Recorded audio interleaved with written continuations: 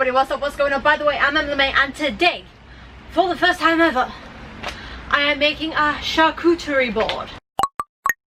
Or however the hell you say it, I don't really know, I'm not French.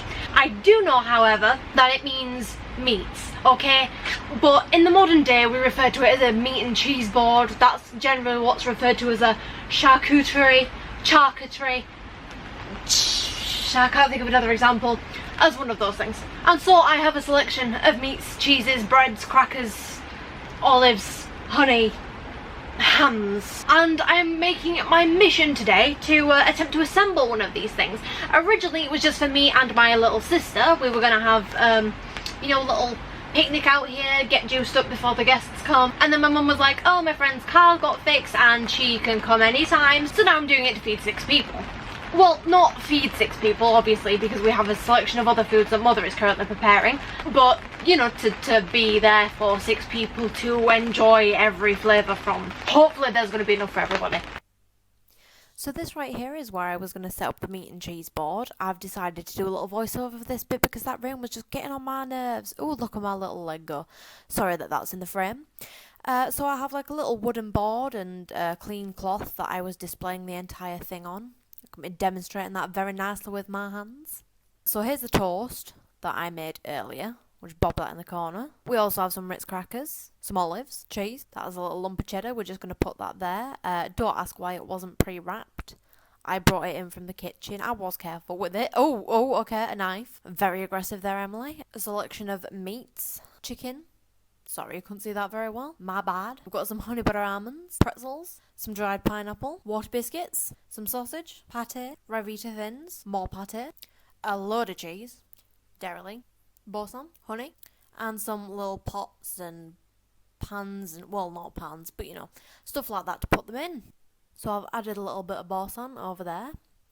Moved the cheese up slightly. Still haven't really got a clue where I'm putting that at this point, but we do have about 7 cheeses to get on this board. I moved it down there because I decided the softer cheeses should probably be on the wooden board, so that's easier to clean, and we'll put the harder cheeses sort of down on the cloth. I had to make a bit of room for that dairy, so there it is. Got to get it at a good angle and all. There's my sister's hand. She came in to help me, so she's giving you all a little wave. There's the other cheeses that I'm going to be using for this selection. Here's one of the spicy cheeses that I was going to use. It's like a Mexicana one. It's got peppers in it. That one was really good. And that one, the little round one that we have there that my sister was just showing you, that was literally all it was called was like a medium hard cheese. I had to see if it would squeeze out of the packaging. So here's me trying to force the cheese out. And then flipping it upside down so that it looks a bit prettier. Oh, that Mexicana cheese. That stuff was absolutely brilliant. I decided to put it in the middle just because we need a bit of variation between the between sort of the colours, the consistency, the shapes, things like that. That one I believe is a smoked cheese.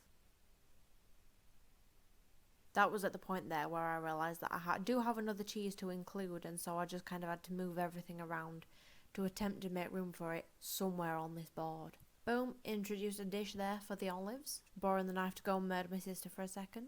Nah, I'm just kidding. I was using it to open something. There we go, another little chunk of cheese. I believe that one is red Leicester. So that is now all of my cheeses on the board. Just making sure that they're all presented nicely and in the positions that they should be in. Don't panic, my hands are clean. They're very clean. And we're just going to tear off a little chunk just because I don't want them looking too incredibly neat. We do need a little bit of destruction over there and gathering up the crumbs. I do apologise for it sticking like halfway off the screen because my videography skills are absolute shite. We've been done new.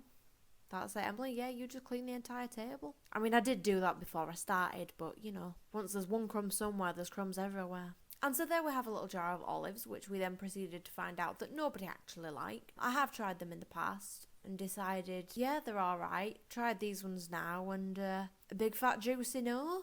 And we added in a little bit of honey just there. And I just put on some dried pineapple kind of on the edge. Didn't really want it falling off because, you know, a little glass jar, it's quite easily going to break. But yeah, a lot of people do include like dried fruits and that, and dried pineapple is all we had in. So I decided just to shove that on the edge of the board. I then put out some honey butter almonds. I got these from Korea. They came in a little package that my boyfriend sent to me. I did actually do an unboxing video on that, everything that he sent over. So if you haven't seen that yet, go and watch it because it was good fun. Good to see like what snacks I got from him and everything. I've just added a little bit of pate over there, over that side. That one's a Brussels pate, I believe. We did get 2 different flavours. But that one's a Brussels pork liver pate. This one here is the, I was just kind of deciding where to put it. That one there's the duck and orange pate. That one's like one of my favourite pates ever. I mean, I like them both, not gonna lie. But I do enjoy having the duck and orange more frequently, I think. It's just a fruity flavour.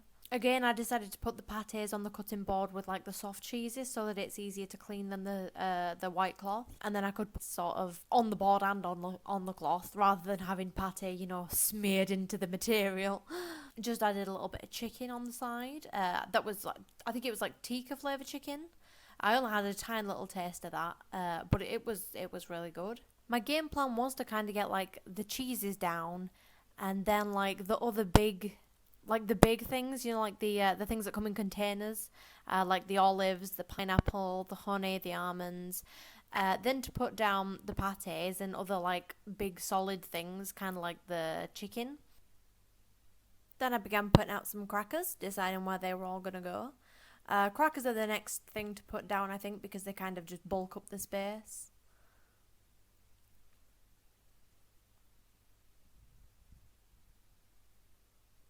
These ones were rosemary and sea salt Rivita thins. They're incredibly nice.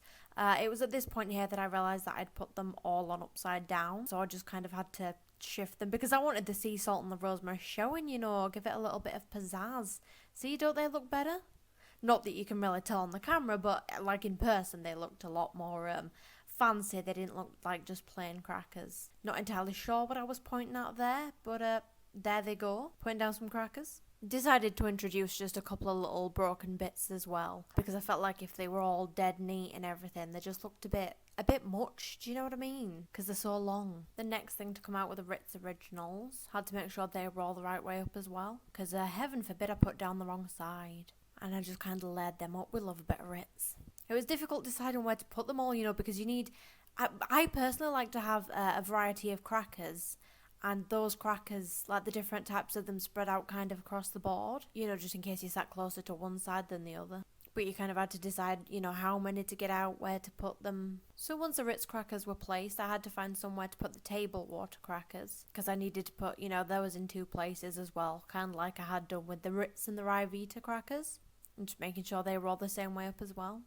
And I think once you've actually added the crackers, that's when your board starts to take a bit more shape, you know? Because, like, even when you've got the cheese and, like, a little bit of meat down or whatever, it's like the crackers being in place that really kind of pulls it together. And then you use the room around those to add in, like, your cut meats and things like that. I talk on this like I'm an expert. It was literally my first time doing it. I don't know why I'm trying to educate you, but this is just from like videos that I've watched and everything. I've learned that that's probably the best way to do it. And in practice, it actually turned out pretty well. So I feel quite comfortable giving you this bit of advice. As you can see there, we're onto the mates. Kind of waved them round in the wrong direction there. I don't speak Spanish, so I can't for the life of me tell you what these are called.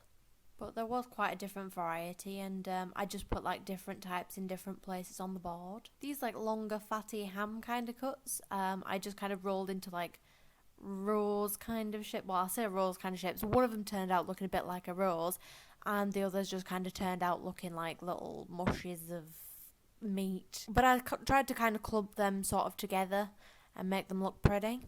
Yeah, just kind of dotted them around up there in that top corner. Then I began kind of like mapping out with my sister like the areas in which I wanted to put some of these cured meats. So the other like rounder ones like the chorizo and whatever this one here is that I'm currently putting down now, I just placed on the table. And then I proceeded to roll each individual slice up into like quarters, kind of like folded them so that they'd stand up, and then placed them into like little arrangements in their own little areas. So I did my best to make them look kind of pretty. I just wish that we could have had a few more of them because, yeah, there weren't really enough in comparison with the cheese and the crackers that we had. We did end up using all of the meats. But regardless, it was really nice. You know, we just didn't have time to run out and get any more. Then I went back into some of the other empty areas with the chorizo, because that was the only cured meat that I had left to put on the board. It was a lovely bright red colour, so I thought, like, in some of the areas of the board, that, like, really tied it together, I think, that really bright colour. It kind of got to this point and I just kind of thought, like, well, you can't really see much of the cheese anymore. I have to say the guests that we had over did have a hard time finding all the pieces of cheese that I'd included on this board, but they ate it all. It all tasted great. We devoured it once it had been complete, not gonna lie. There were a few large gaps, so I just decided to add in a couple more crackers here and there.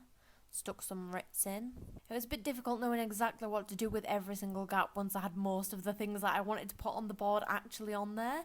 I was just kind of like, what do I put in these spaces? Then in this gap here in the middle, I began adding in some little bits of sausage. It was just kind of like pre-cooked stuff that I chopped up and added to. I did debate like when enough was enough, but I just kind of kept adding it. And then I was like, oh, I'll put some over here. So, yeah, the sausage ended up in like a couple of different places on the board as well. Yeah, and then they went down there near the crackers. So once I got sausage and everything, in all those little gaps, there were still another couple of little gaps available. And so I just kind of wanted to fill those up with other little bits and nibbles and, you know, tiny little things that would just kind of cover the gaps. So I used some wasabi pretzels and just kind of shoved them in there. There they go. And some more down there. There we are. Fill it right up. At this point, I was basically kind of like cover every single empty area with like little bits of pretzel or almond or whatever, like just little bits. Shove it in there. And then the almonds were the next thing that I added on. Just kind of shoved them in there. And then a few more on the edge. Yep, that one kind of fell off, but do you know what? We're just leaving it there. There we go. Almonds all on that side. And this is just kind of where I ended adding things to my board. I thought it turned out pretty well for a first time. Thoroughly enjoyed putting it together, even though it took me forever. I know this video wasn't very long, but trust me, it took me like an hour to put it together. If you ever do make one of these things, please do let me know. I don't know what I'm waving my hands in there at. But yeah, please do let me know. Let me know if you like cheese and crackers. Let me know what your favourite cheese is down in the comments. Something like that.